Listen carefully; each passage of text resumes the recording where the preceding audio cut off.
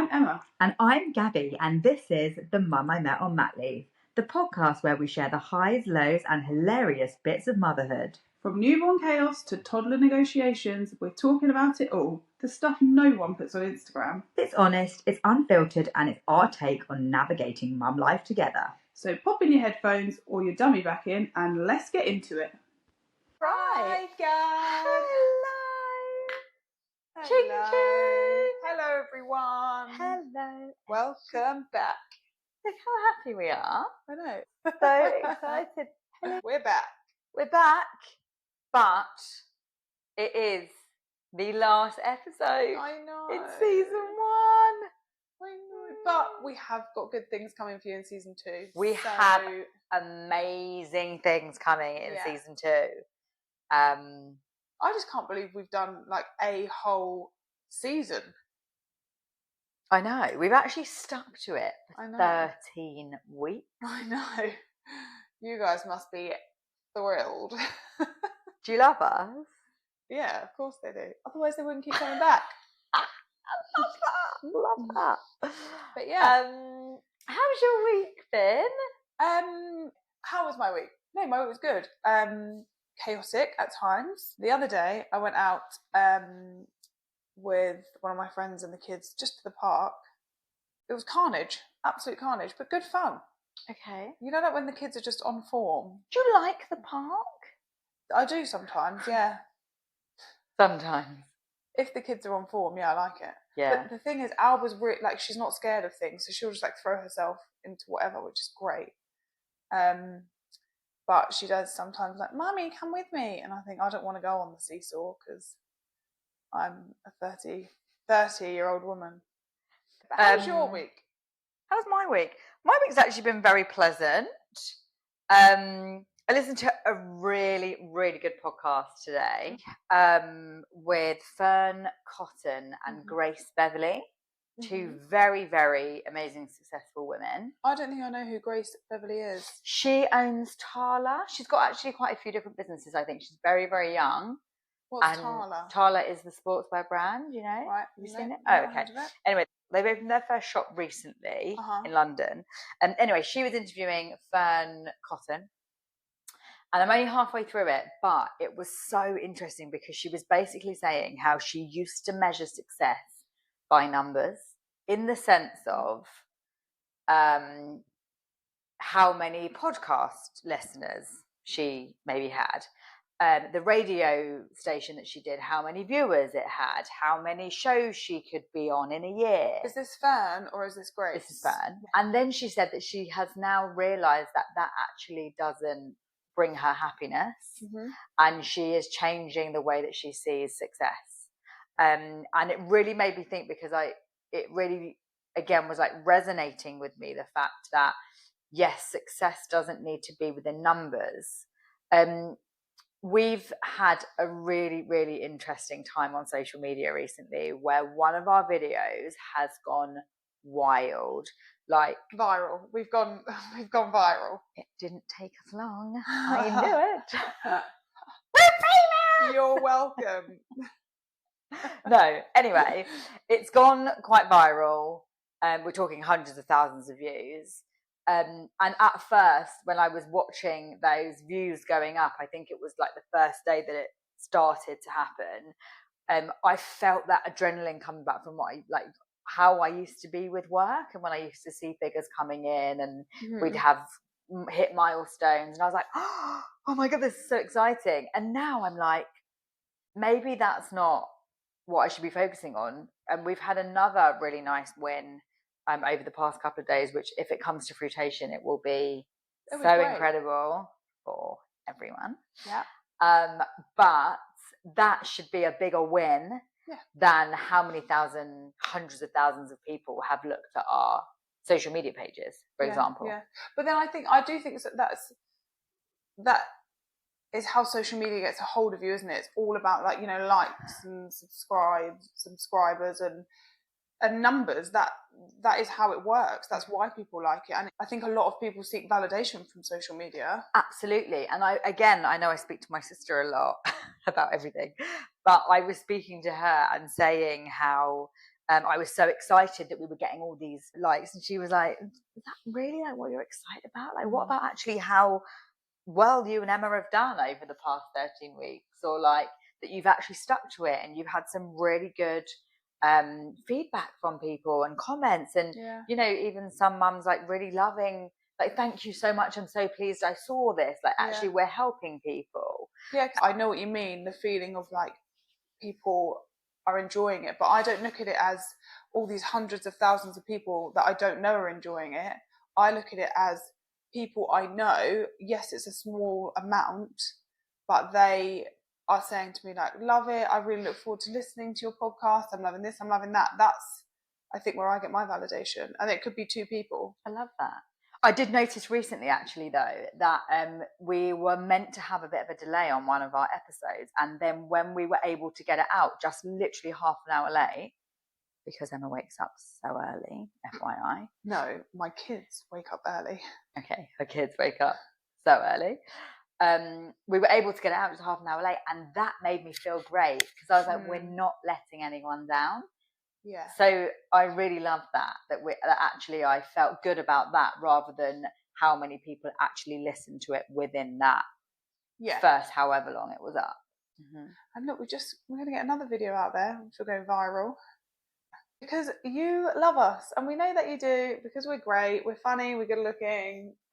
We've nailed it.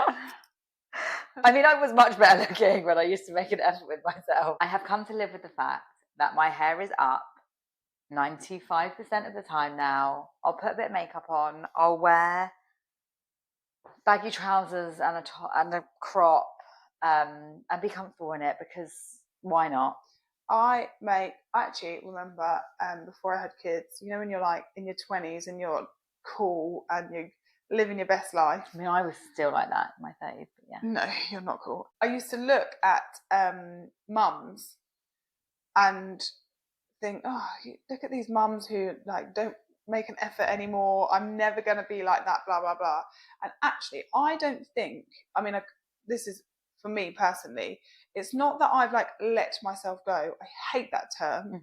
It's just not okay. It's actually that I don't care as much. And I don't mean that in like I don't give a shit what anyone thinks about me, but that is partly true, because I used to really, really care about what other people thought, you know, about what I looked like, how I acted, what I said. Whereas I don't know if it's because I've got kids now, or if I'm like in my 30s, I don't know. It's just that I'm more comfortable in my own skin, I think. Love that for you, though. So I happily go out without, I'd never wear makeup. I do for you guys, because, you know, you love it. But I feel like as the season has gone on, I've got more casual, and you make more of an effort. I think the days that we film this are the days I wash my hair, because... Oh my God, can I just tell you as well that I was meant to have my hair washed today? I was meant to have a hair appointment today. I can tell. Unfortunately... Hairspray, hun. Yeah, but you know, the thing is also, this is in fashion, this look. I know, and you say about your hair like that, and I don't think that's a bad look at all, because I wear my hair like that every day. Do you know what? I think it's because pre-kids, you'd never see me with my hair up. Like, oh, really? I would never in a million years have my hair up. My hair would be done and down every single day, without a doubt. Oh my! Maybe like with a clip in, like half up, half down. I love a clip. But the way you get clips in your hair, that always looks good. I try, and I honestly look like I'm about 50. So this actually brings us on to our topic this week. Yeah. Because we have been having a few conversations, and there have been a few, again, social media videos that have maybe caused a bit of a stir. From feeling like you have to compete with other parents. And again, I feel the fact that we've obviously spoken about social media already today. Do you feel like social media makes you compare your parenting with others? to for me, others? it's not social media, but that's because I'm not a social media person. I know that will surprise you because I'm great on Instagram. She's not a social media queen. No, I'm not. But I wouldn't use the word compete. But I actually found myself this week when I was at the park having a great day. And in fact, I sent a message to the group chat and was like, look, this morning, because I've been up for 10 hours already and it's only whatever time, and I'd baked healthy muffins for the girls. I'd made like a healthy pizza thing. I just want to put this into perspective. This was one of the first messages that I got from Emma when I had woken up in the morning. So I think this would have been, so I guess maybe about 8:15. You sent this message? Yeah, I'd definitely done it by then. 8:15 in the morning. Listen to what she's about to say. And I'd made a lasagna as well in all that. Yeah. A pizza, muffins, and a lasagna. Yeah, but I'd been up, I was up early. The Alba woke up 4:45 we've had the last week, which is so annoying. But the good thing is I get all this stuff done. And like I said before, I think I'm much more relaxed on what I'm feeding them than what I thought I would be. But I'd made these, muffins and whatever. And then I sent it to you girls to be like, look what I've done this morning. But then I still felt the need, and I questioned it afterwards, to say to my friend, oh, I've got these chocolate muffins here. Don't worry, they're like carrot and courgette and whatever else. And I think, why do we, I don't know if anyone else does it, why do I feel the need to let people know that I have made these homemade snacks? Maybe it's because I never fucking do it. And be like, I've made these healthy snacks for my kids. I feel like there are other mums as well who it's like you constantly have to prove yourself that you are doing a good job, and you're feeding your kids the right things, and they're sleeping as much as they can, and they're happy, and they're wearing sun cream all the time with their hats on when it's sunny. Just being the perfect parent. That's it. There is so much pressure. But where is that coming from? I'm not sure, but can I also just say that to me, that is not the perfect parent. What's the perfect parent, Gab? The perfect parent for me is a parent that's kid is fit, healthy, happy, and the parents are healthy, happy, and able to get through it. Because I feel like at the beginning, like when I first had Delilah and I was going through the struggle, there was a particular parent who I had met at a group. I didn't go to many at all, but I remember meeting this person and my mind was blown because they were so energetic. They were so, I've got to be out of the house 400 hours a day and be going to 7 different baby things a day. And I was lucky to get out of the house once. Like for me, getting out of the house for like an hour was a big thing. And I feel like if I really would have kept thinking about that, it would have actually stopped me wanting to go out rather than being like, I should be doing the same. Do you think though for some people that actually they're getting out of the house and they're doing these things is what keeps them sane and keeps them going? Because my instant reaction was, this person's masking something. This person isn't happy with something in their life, and that's why they're being like busy. Because it was like trying to hide the fact that they weren't doing something else. Maybe. Although when I had just Alba, I wasn't busy, but I was like up and out the house early because I had to get out because it was just too much. I am like that now. I actually don't like being at home now because she's in that in-between stage of wanting to be in every single cupboard. I mean, just everywhere all the time. And my house isn't that child-friendly. No, what she means by her house isn't that child-friendly is her house is pristine. That's what it is. And it doesn't look like she has children. It doesn't smell like she has children at all. Does it smell like I have a dog? No, it smells like you have a cleaner every single day is what it smells like. Yeah, you come to my house and it smells like stale shit and sick. No, it doesn't. But going back to Bronze, yeah, I have to be at the house because I get more stressed out now. However, back at the beginning, I definitely don't feel like I would have made myself feel bad because other people were out and about and doing stuff. And coming back to the whole social media making you feel like you're the perfect parent, I have never made a muffin for Delilah in her whole life. Delilah's ate some of your, like, I remember, because you just sat there and went, I never do this, by the way. When we came, I think the first time we came to your house, you had made muffins that morning and you were like, does Delilah want some?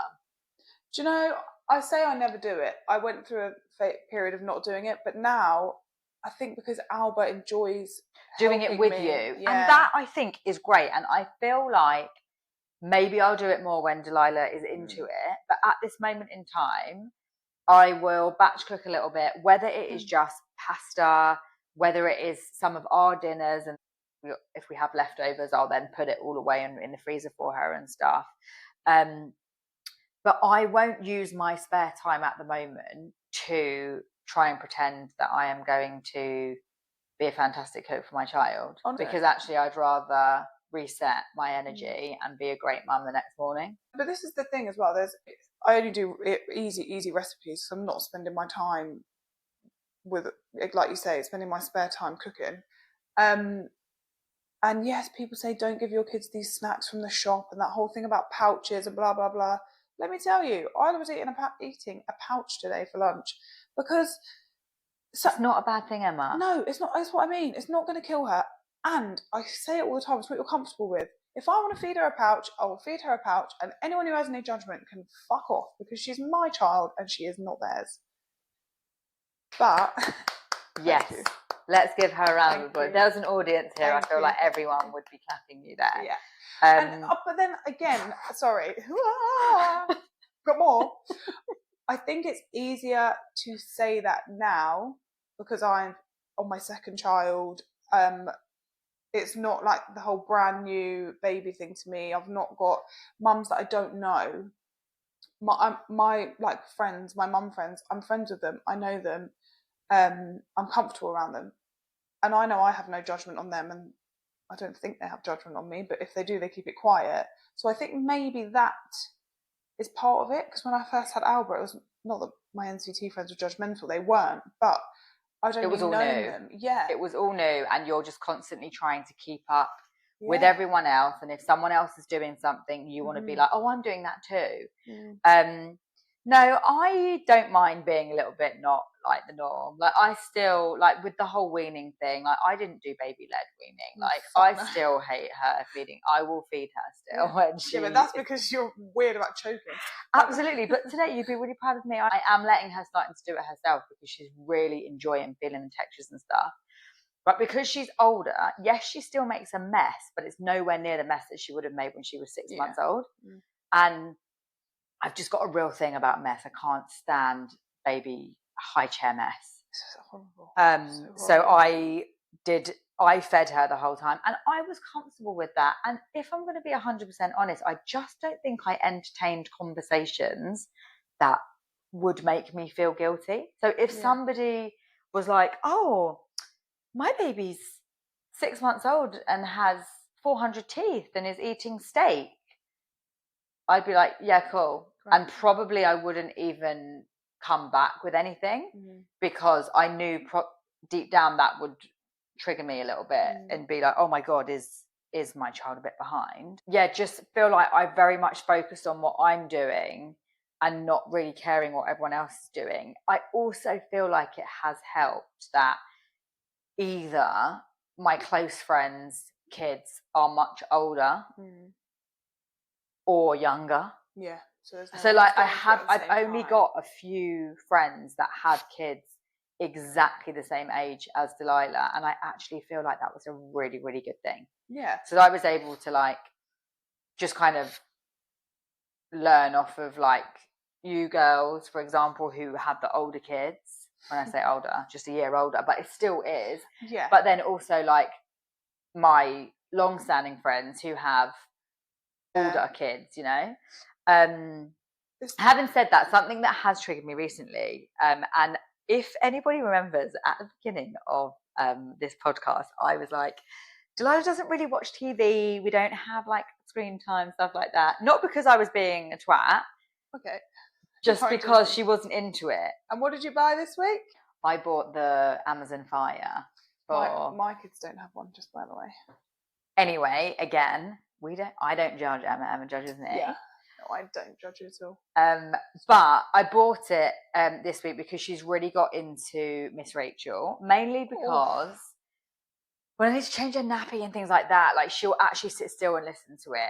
However, there is one episode that I keep seeing. I think there's only 4 episodes on Netflix or something, but one of the episodes talks about milestones for what children should be able to say at certain ages, and this is still like baby I'm talking, right? It says, I think it was that around 14 or 15 months, and I might be wrong here, but it is around that sort of age, that they should be saying 5 words. And if they're not, that you should reach out to your clinical supervisor or whatever and get some early intervention.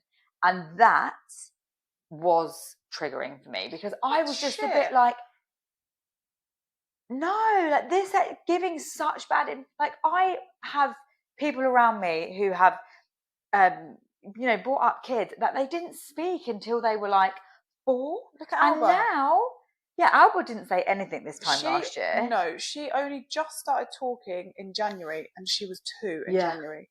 And but then at no point was I worried about it. I'd say it to people like, "Oh, she doesn't speak yet," but it didn't worry me at all because I knew she was going to speak. Yeah. And now look at her. Yeah. She chats away. She's got too many words. But yeah, there is that. I mean, I think Miss Rachel's a dick anyway.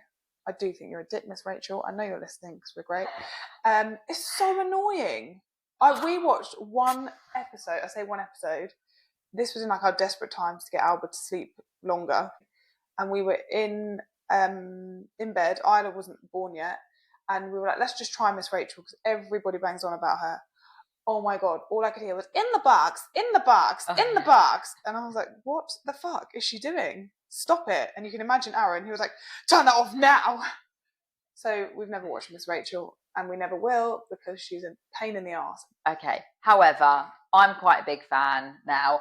I'm not going to let Delilah sit there and watch her 24/7, don't get me wrong. And I actually have said that I don't want this Amazon, whatever it is that we've bought, this tablet, is not for her to sit and binge watch. It's when we need her to be entertained. So, as an example, when she does wake up early and we're not ready to get up, we'll put it on in the bed. Yeah. If we're on a plane, she can use it on the plane. If we're going out for dinner, if we're out and about and she's genuinely kicking off, then I will let her use it. I am not going to just let her sit here on an afternoon and use it for the sake of...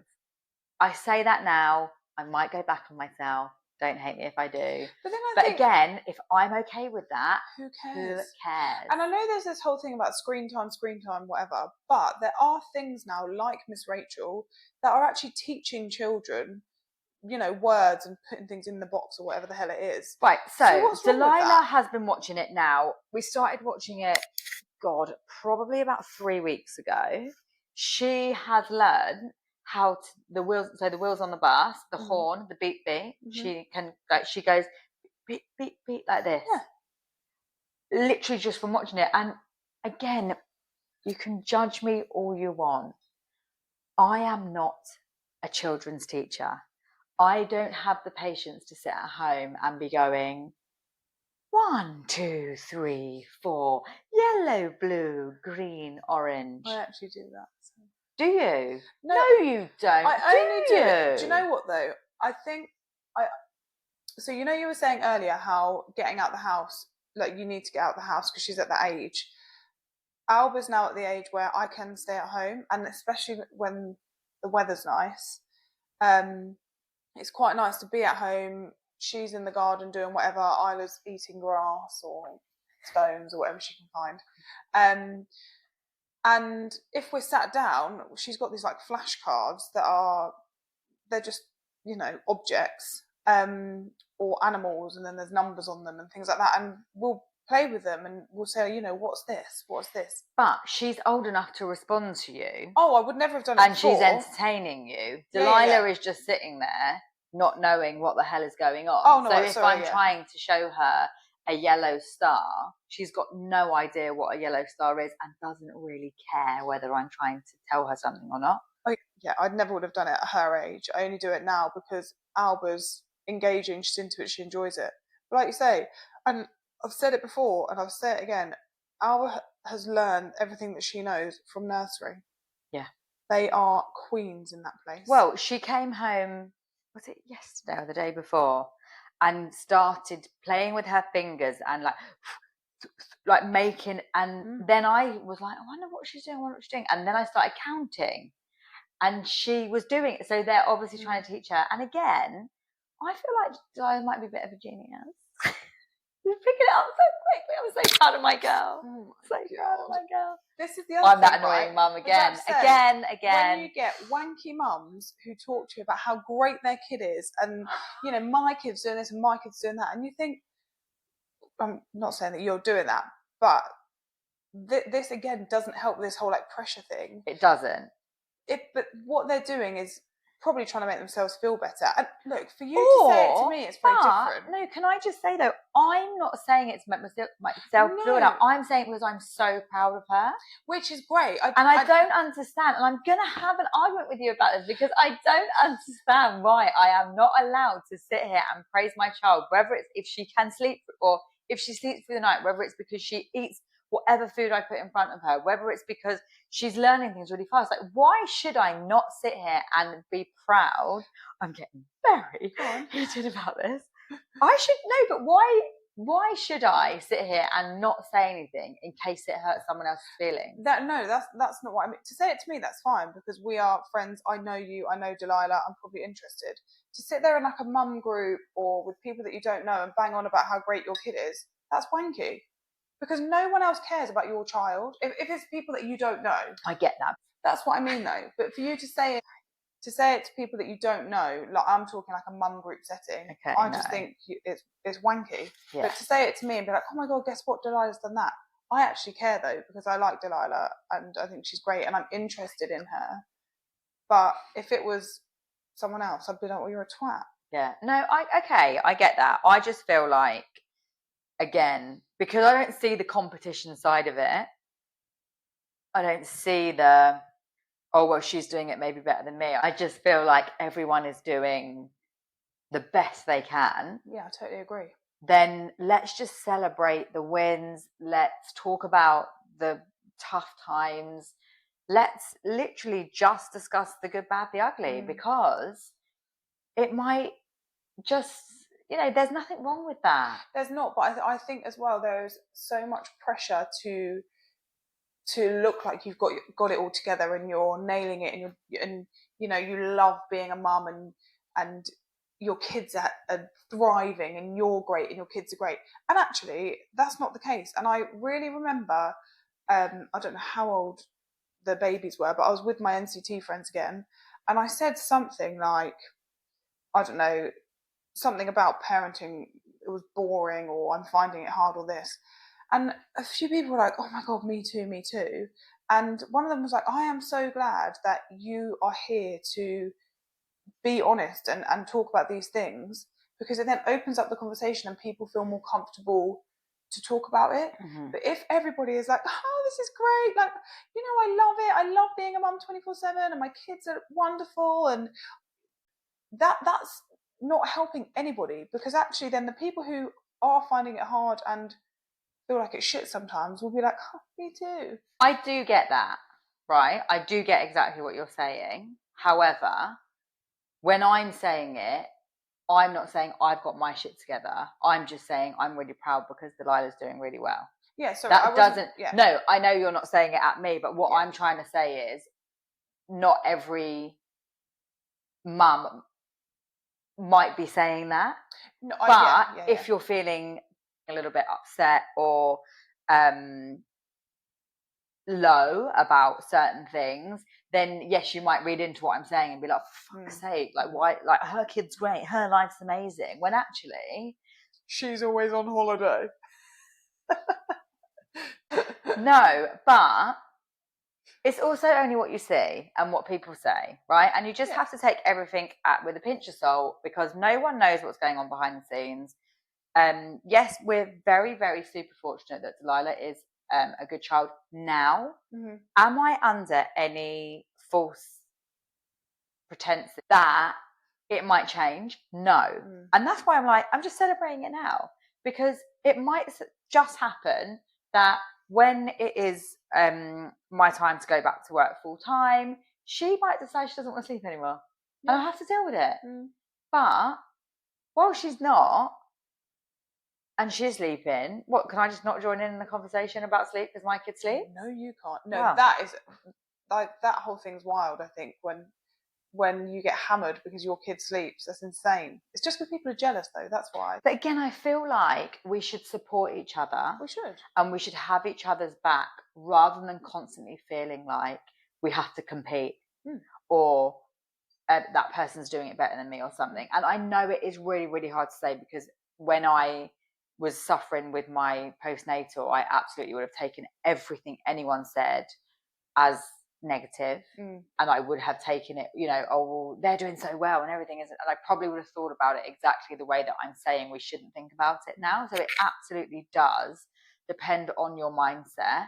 But again, if we can encourage that actually things can be okay, and it will be all right, and when it's not, we're all here to support everyone, then maybe it will just make it a little bit easier, so that if you are going through a better time with your child, that you don't feel like you can't talk about it and celebrate those wins. Yeah. I know we've said this before, it is always a phase. I look at, like, a few weeks ago when we were filming and I was in a total different place. I just wasn't really coping. And then look at when we were away in Centre Parks, again, I was having a really tough time with both the girls. You hid that really well until that one night, though. I know, but this thing, I'm very good at hiding it. I didn't know you very well, though. No, I know. Yeah, I am. I know I'm good at hiding it, which I know is actually that's like going back on what I've just said.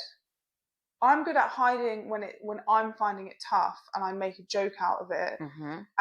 But I am more than happy to actually discuss it and be like, oh my God, does anybody else find parenting boring? Because it is boring. Yeah. That I'm not scared to be honest about it, until if I'm in it, then I don't go into it. But what I'm trying to say is that it is all a phase. Now, I've had the last couple of weeks have been great with both girls. Love that. And I sit there and think, like, something's going to go wrong in a minute. Like, what's going to happen? And wait till tomorrow when we go out and they're absolutely nuts. Oh my God, could you imagine? You'd be like, oh my God, it's going to be crazy. No, I get what you're saying.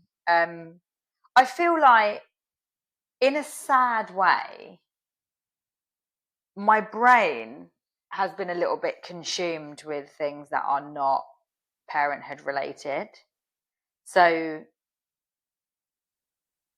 I haven't maybe had to ever hide if I found something tough, because I haven't had much time to keep going over that, because I've had other things which are not bigger but feel bigger to deal with.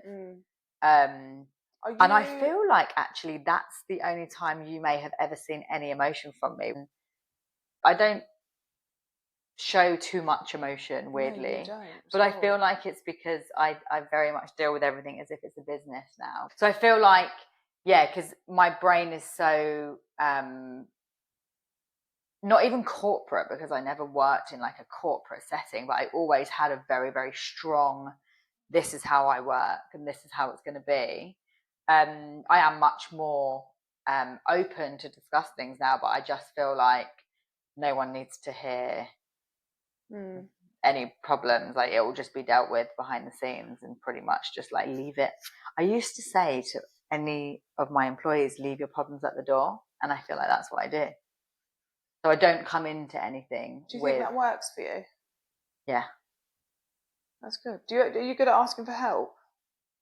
I am. Yeah, I'm not with with certain people, like, I'm not worried about, and like saying about therapy and stuff like that. I think it's the most amazing thing. I know when I need it.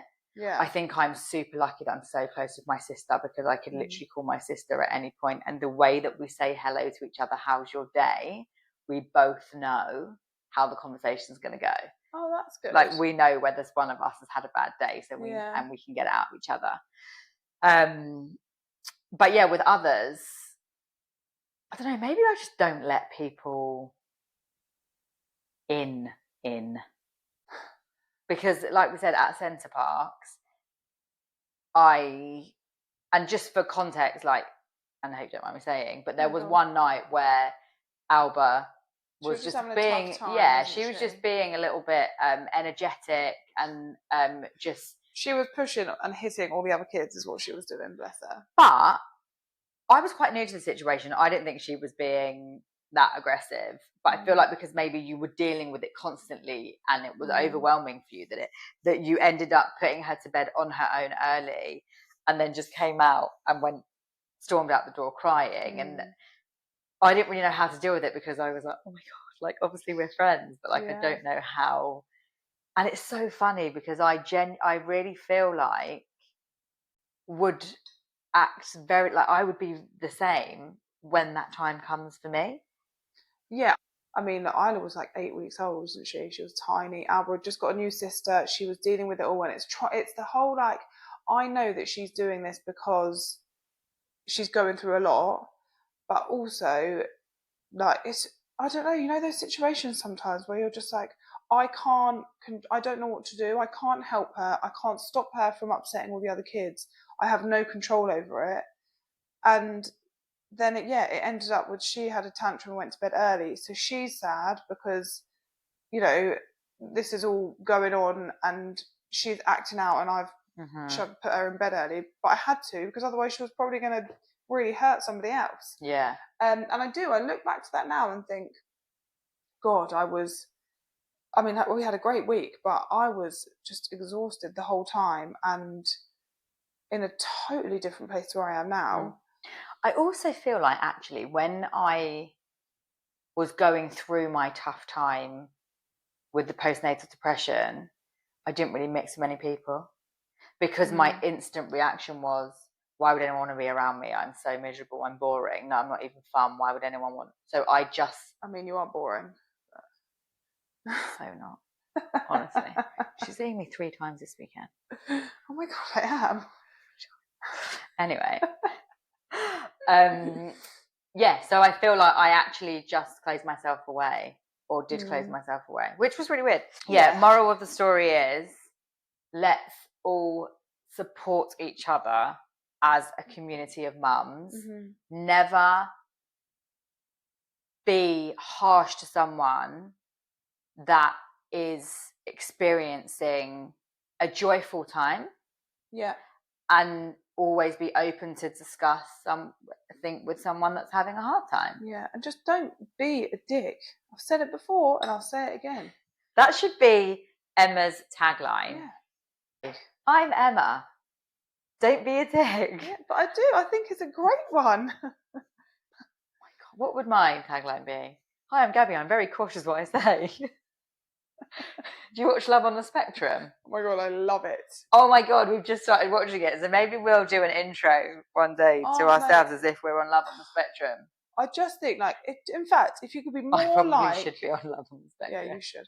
But if you could be more like the people on that program, the world would be a better place, because aren't they just so fucking amazing? Lovely? Honestly, John and I were sitting there, like, last night. We're watching it at the moment, and we both sat there and was like, sorry, I was going to say, you and John could be one of the couples.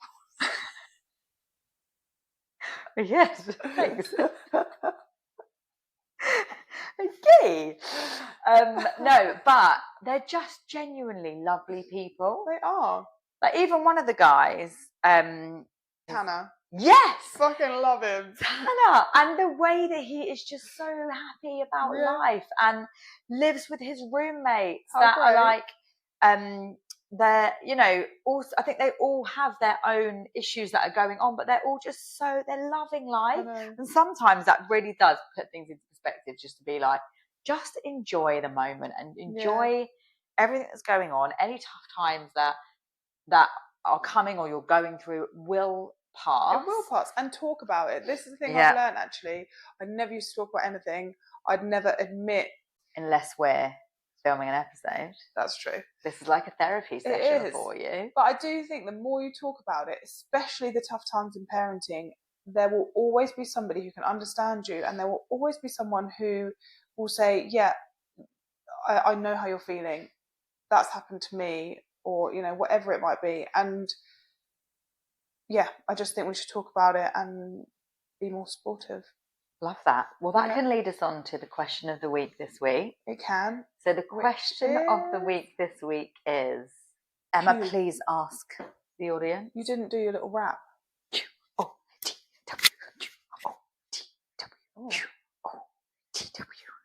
Ramped it up with a little booby shake. I like it. The question this week is, do you feel like you have to compete or prove yourself to other mums? Very good question, because again, I feel like when you're actually asked that question, it makes you think about it a lot more than just like your everyday. Like, just think back to like a time recently where you've either met a new mum or you've had a conversation with a mum about kids, and did you say something that afterwards you thought, why did I even say that? See, I would never consciously think like, yes, I have to prove myself. But yeah, it was just the other day when I mentioned about those cakes. I was like, why am I saying that? Yeah, because to be fair, if you would have said that to me, I would have been like, cool. Yeah. But then it might have been because I was like, just so you know, if I'm giving one to your child, it's not a chocolate cake. Do you know? Because some people don't want their kids to have chocolate cake, and it's actually vegetables. I don't know. Yeah, I'm just trying to make myself feel good because I bake healthy snacks for my kids. Anyway, enough about Emma baking. Yes. That is the end of season 1. She hug it out. I hate hugging. Oh, I've had 2 hugs in this episode too. However, just very quickly, we're going to talk about season 2. Yes. So we have guests coming on in season 2. And if you'd like to be a guest on the podcast, then please do send us an email, because we might still have spaces for you. Yes. So the people that we have already confirmed, we are targeting normal working mums like ourselves, who have a specific story around maybe pregnancy, childbirth, parenting in general, but there will always be a story to each episode that we're going to release within series 2. Yes, there will. And we're really excited for it, and we hope you are too. Absolutely. So thank you so much for listening, and all of the support that we have had in the last 13 episodes. It's been great. It's been amazing. Yeah. And what I am going to do is just end by saying, if you do listen to our podcast, please do like and subscribe to our channels. I know it really does make a difference to us and what we're trying to do with the podcast. And we will only be able to bring better content to you if you click that little subscribe button, please. Yeah, please do. It would mean a lot. It would mean a lot. Yeah. So, thank you and good night. Bye. We'll see you next season. Bye.